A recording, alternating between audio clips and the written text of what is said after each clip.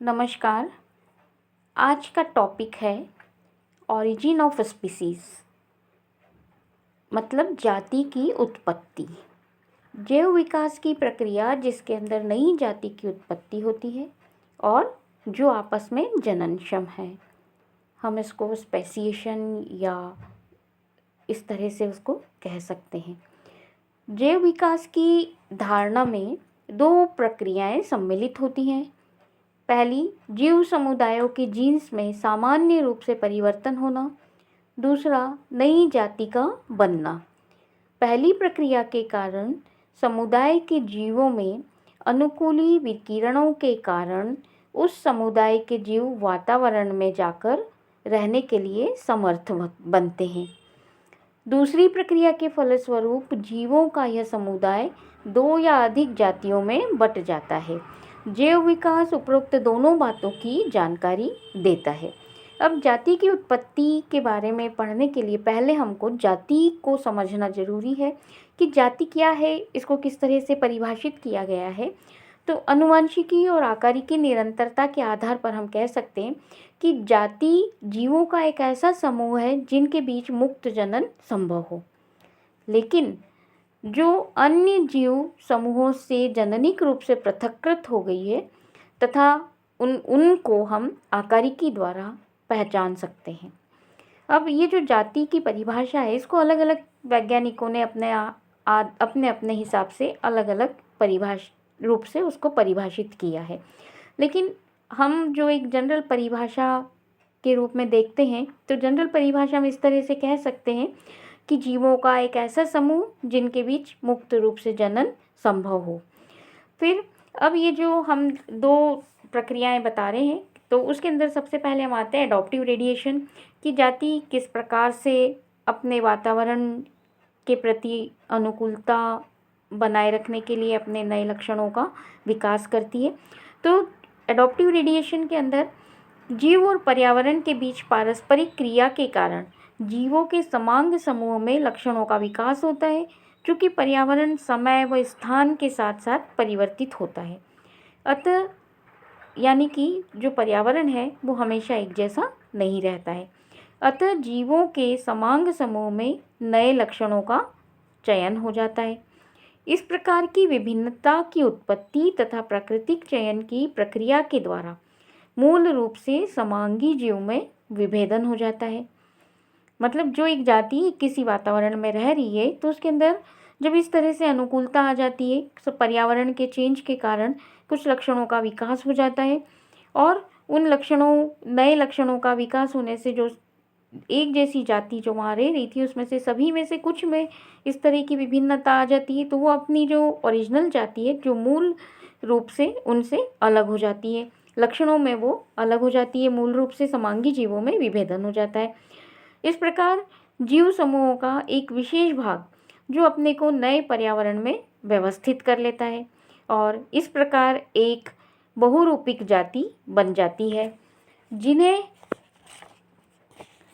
उपजाति या सबस्पीसीज कहते हैं।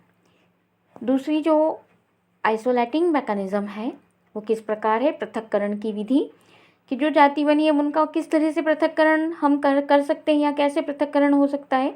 तो जो उपजाति या सब स्पीसीज के निर्माण के बाद जीन्स का स्वतंत्र विनिमय समाप्त हो जाता है, जिससे एक बहुरूपिक जाति की भिन्न भिन्न सब स्पीसीज के बीच जनन नहीं होगा, और यदि जनन हो भी जाता है तब संकर संतानों की जनन क्षमता, मतलब कि फर्टिलिटी बहुत कम होगी।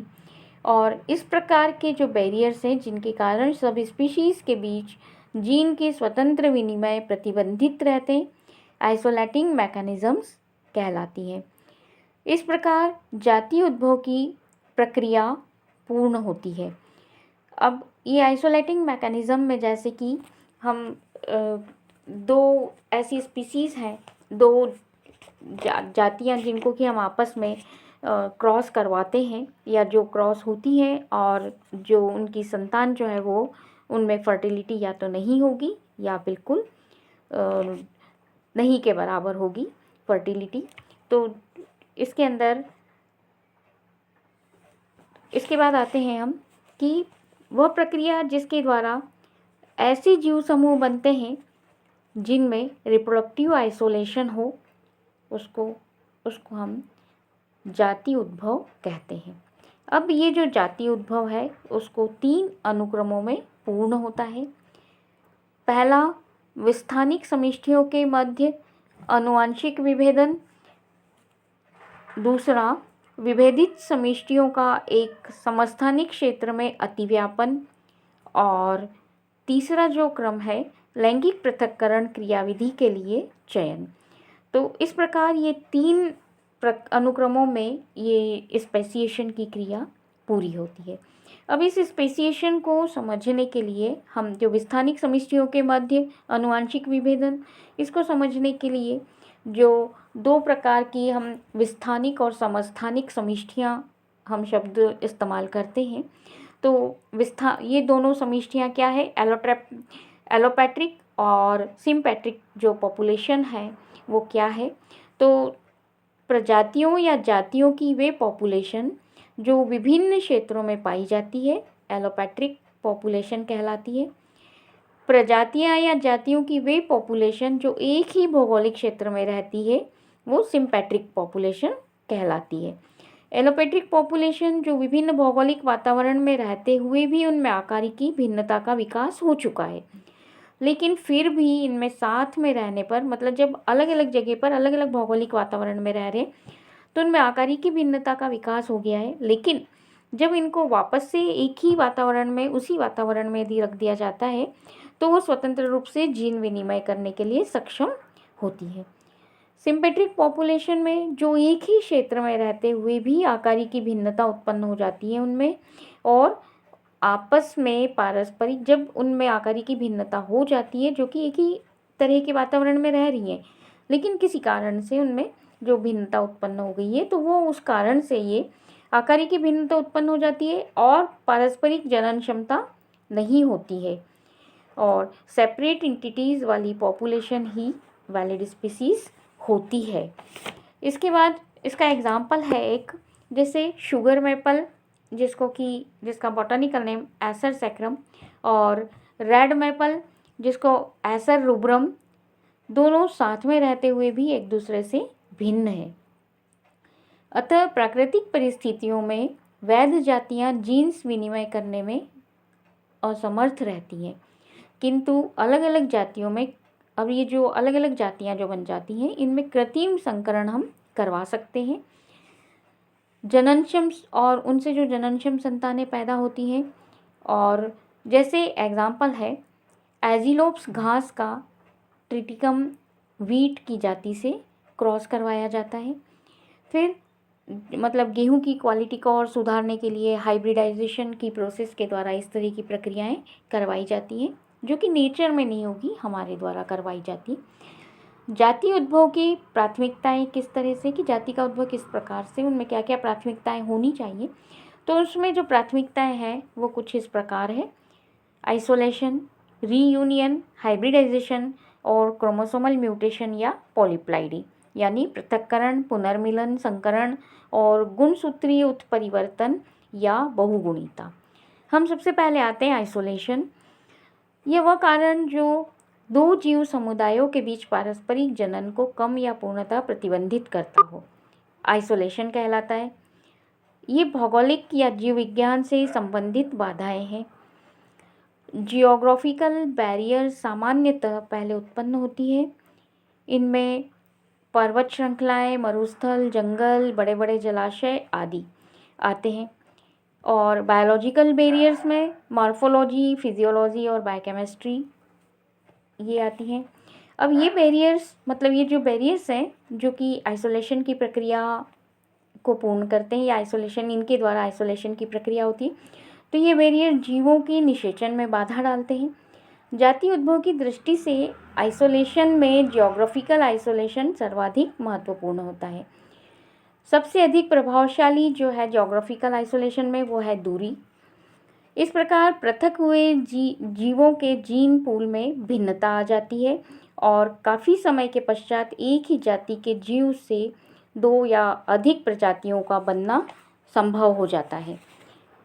आइसोलेटिंग मैकेनिज्म, अब ये जो बैरियर्स हैं जिनके कारण जातियों के बीच जीन्स के स्वतंत्र विनिमय पर प्रतिबंध रहता है, तो आइसोलेटिंग मैकेनिज्म कहलाती है और सामान्यतः रिप्रोडक्टिव आइसोलेशन होता है, परंतु कभी कभी स्थानिक भी हो सकता है।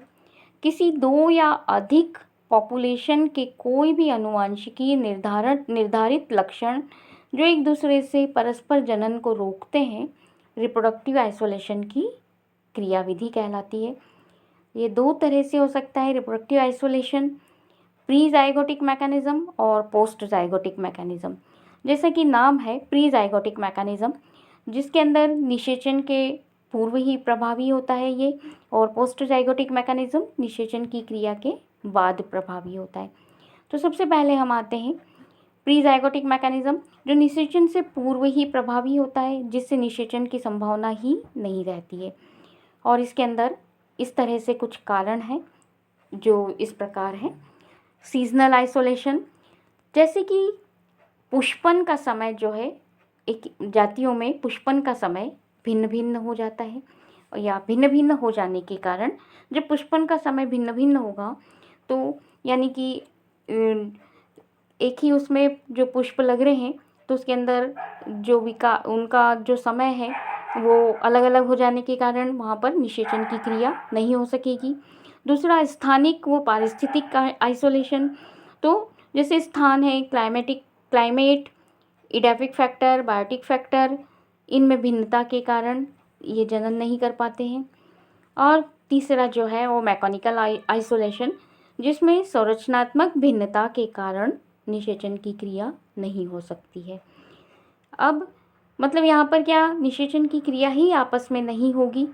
अब दूसरा जो है पोस्ट जाइगोटिक मैकेनिज्म, तो जाइगोट बनने या निषेचन हो जाने के बाद प्रभावी होता है, और इसके जो कुछ प्रभावी है लक्षण वो इस तरह से हो सकते हैं कि वो किस तरह से प्रभावी होता है। तो गैमेटिक इनवायबिलिटी या मॉर्टेलिटी, पौधों में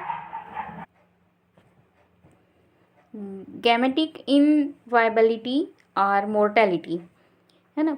इसमें क्या होगा कि पौधों में क्या होता है कि एक ही जाति के पौधे उसी जाति से फर्टिलाइजेशन की क्रिया होगी, तो एक ही जाति की स्टिग्मा पर पोलन गिरेंगे तो ही वो पोलन जर्मिनेट होगा, अन्यथा नहीं होगा जर्मिनेट।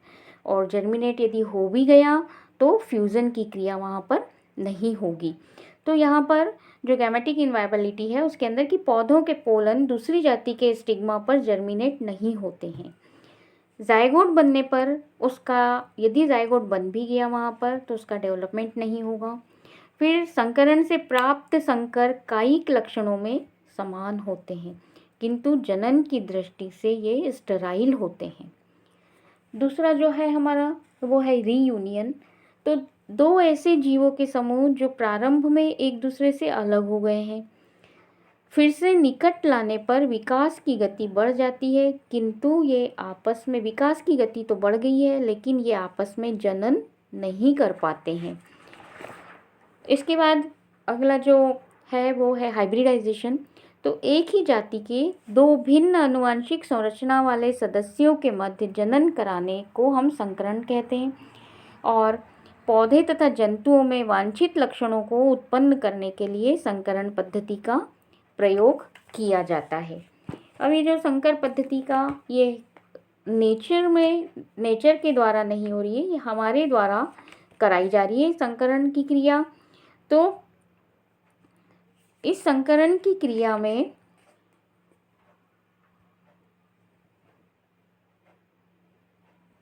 नई जातियां और कई सब स्पीसीज को बनाया जाता है। और इसके बाद आते हैं हम क्रोमोसोमल म्यूटेशन या पॉलीप्लाइडी। तो जाति उद्भव एक क्रमबद्ध और धीमी प्रक्रिया है जिसके पूरा होने में हजारों वर्ष लग जाते हैं, किंतु बहुगुणिता से जाति उद्भव अल्प समय में किया जाना संभव है। तो कुछ आर्टिफिशियल ट्रीटमेंट के द्वारा हम पॉलीप्लाइडी वहाँ पर डेवलप कर देते हैं, जैसे कि गेहूं की कुछ जातियों को हम जैसे उसके अंदर जो गुणसूत्रों की संख्या है उनको बढ़ा सकते हैं। जैसे कि इसके अंदर जो भी हमारे पास है उसमें 14, 28, 42 गुणसूत्रों वाली गेहूं की जातियां हैं। इसी तरह से गुलाब में भी हमारे पास पॉलीप्लाइडी वाली जातियां हैं। और प्रकृति में ये जो ये वाला संकरण यदि होता है तो गुणसूत्रों का द्विगुणन का परिणाम होता है। लेकिन यहाँ पर ये जो हाइब्रिडाइजेशन की क्रिया के द्वारा ये या आर्टिफिशियल उसके द्वारा हम पॉलीप्लाइडी डेवलप कर सकते हैं। इसके बाद आते हैं इफ़ेक्ट ऑफ इन्वायरमेंट का क्या इफ़ेक्ट है स्पेसिएशन पर। तो लेमार्कवाद जो है वो वातावरण को विकास प्रक्रिया में पूर्ण श्रेय देता है, जबकि विज़मेन की जो थ्योरी है वो वातावरण के योगदान को अस्वीकार करता है। और इसी तरह से डार्विन ने भी अपनी थ्योरी के अंदर वातावरण का योगदान बताया है। तो वर्तमान धारणाओं के अनुसार जाति उद्भव में वातावरण का निश्चित रूप से योगदान है। पर्यावरण प्राकृतिक चयन तथा जाति के स्थिरीकरण में योगदान देता है। वायुमंडल की कॉस्मिक रेस तथा परमाणु प्रयोग भी स्पेसिएशन पर प्रभाव डालते हैं।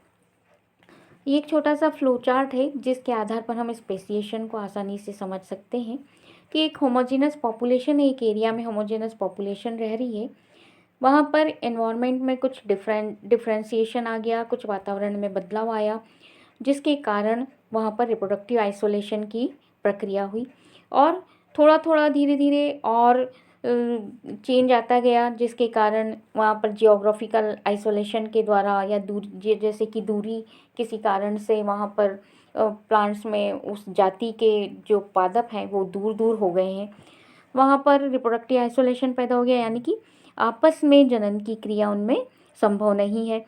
और इस प्रकार से धीरे धीरे रिप्रोडक्टिव आइसोलेशन बढ़ता गया और एक नई स्पीसीज़ का निर्माण इस तरह से हो जाता है। हम इसको एक फ्लो चार्ट से इस प्रकार से समझ सकते हैं। धन्यवाद।